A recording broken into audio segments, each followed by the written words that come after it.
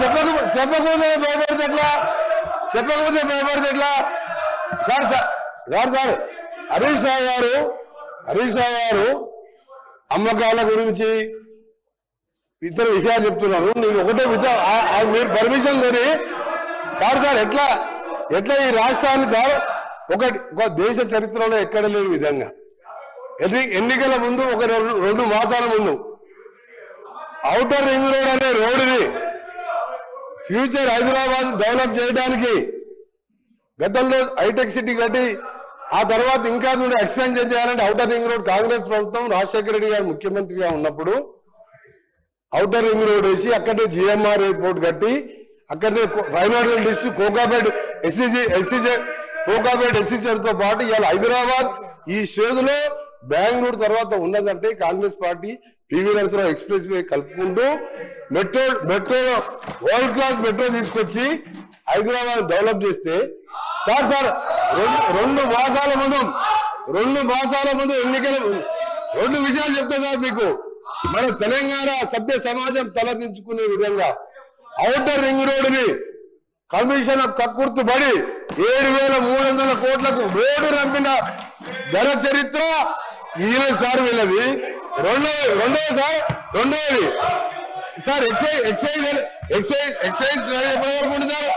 Excise shops రెస్టారెంట్ది ఇంకా 3 నెలల సమయం ఉంటే 3 నెలల ముందే అప్లికేషన్ తీసుకొని నిరుద్యోగుల దగ్గర 2,000 కోట్ల రూపాయల నాన్ రిఫండబుల్ పేరు మీద వసూలు చేసి షాపులు కేటాయించుకొని ఎన్నికల ముందు చేసిన కథలు.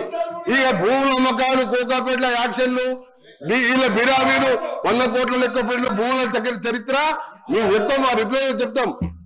హరీష్ రావు గారు దేశంలో రాష్ట్రంలో మన దేశంలో కాదు ప్రపంచంలో ఎక్కడ కూడా మీ కట్టే రోడ్డు విలువ అధ్యక్ష ఆ కన్స్ట్రక్షన్ కాస్తే 6,500 కోట్లు రోడ్డు ల్యాండ్ ఎక్వేషన్ కలితే కదా ఆ రోడ్డు విలువ 1,00,000 కోట్ల పైన ఉంటుంది అధ్యక్ష. రోడ్డు నమ్ముకుంటారు అధ్యక్ష. ఎవరైనా ఈయన భూముల అమ్మకాల గురించి మాట్లాడుతున్నాడు. హరీష్ రావు గారు భూముల అమ్మకాలు మాట్లాడుతున్నారు. హరీష్ రావు గారు మొత్తం తెలియదు అధ్యక్ష. హరీష్ రావు ముందు పెట్టి మాట్లాడిపిస్తారు, వెనక నడిపించే 2-3 ఉన్నారు. హరీష్ రావు మొత్తం తెలియదు. దయచేసి మీ చరిత్ర తెలుసుకొని మాట్లాడండి అధ్యక్ష. ఈ ఆర్థిక సంవత్సరంలో వడ్డీ లేని రుణాలకు సంబంధించి ఈ రోజు వరకు 1 రూపాయి కూడా ఈ ప్రభుత్వం విడుదల చేయలేదు. వడ్డీ లేని రుణాల పరిమితిని గత ప్రభుత్వంలో మేమిచ్చిన 5 లక్షల రూపాయలకు పెంచింది. 5 లక్షల రూపాయల కంటే ఎక్కువ పెంచింది లేదు. ఇదే శాసనసభలో గత శాసనసభలో మేము అడిగిన ప్రశ్నకు సమాధానంగా 5 లక్షల రూపాయల వరకు మాత్రమే వడ్డీ లేని రుణం వర్తిస్తుందని ఇది అసెంబ్లీ ఆన్సర్ అధ్యక్ష. ఇదే అసెంబ్లీలో నేను అడిగిన ప్రశ్నకే మీరు మహిళలు తీసుకున్న మొత్తం రుణాలకు వడ్డీ లేని రుణం ఇస్తారా, ఏ రకమైన పద్ధతుల్లో మీరు మహిళలకు వడ్డీ లేని రుణం అందిస్తారు అంటే ఆనాటి బీఆర్ఎస్ ప్రభుత్వం ఇచ్చిన జీవో 15కు అనుగుణంగా జీవో 27/12/2015లో బీఆర్ఎస్ ప్రభుత్వం ఇచ్చిన జీవో ప్రకారమే 5 లక్షల రూపాయల వరకు మాత్రమే వడ్డీ లేని రుణం వర్తిస్తుంది అని ఇదే అసెంబ్లీలో చెప్పారు. మరి ఇదే అసెంబ్లీలో బట్టి గారు లేచి మహిళలు తీసుకున్న మొత్తం రుణాలకు వడ్డీ లేని రుణం వర్తిస్తుంది అంటున్నారు. అంటే మహిళా మంత్రి సీతక్క గారు చెప్పింది నిజమా, ఆర్థిక మంత్రి బట్టి గారు చెప్పింది నిజమా? ఎంతకాలం మహిళలు ఈ రకంగా మోసం చేస్తారు? నేను బట్టి గారిని సూటిగా అడుగుతా ఉన్నాను అధ్యక్ష. మహిళా సంఘాలు తీసుకున్న మొత్తం రుణానికి వడ్డీ లేని రుణం వర్తించినట్టయితే ఆ ఉత్తర్వులు సభ ముందు పెట్టండి, ఆ ఉత్తర్వులు మాకు అందించండి.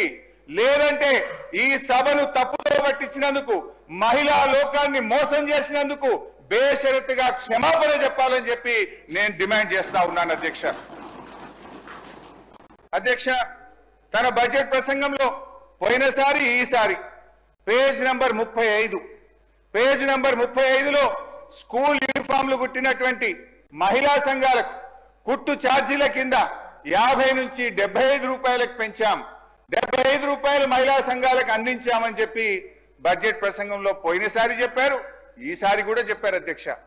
నేను బట్టి గారిని అడుగుతా ఉన్నా, ఈ రాష్ట్రంలో ఏ ఒక్క గ్రామంలోనైనా ఏ ఒక్క మహిళా సంఘానికైనా 75 రూపాయల కుట్టుకూలి అందించుంటే ఆ మహిళా సంఘం పేరు చెప్పండి, ఆ గ్రామం పేరు చెప్పండి, లేదా క్షమాపణ చెప్పండి అని చెప్పి నేను కోరుతా ఉన్నాను అధ్యక్ష. ఇకపోతే ఇందిరమ్మ ఇండ్లు బడ్జెట్ బుక్ లో పోయినసారి పేజ్ నంబర్ 27 లో ప్రతి నియోజక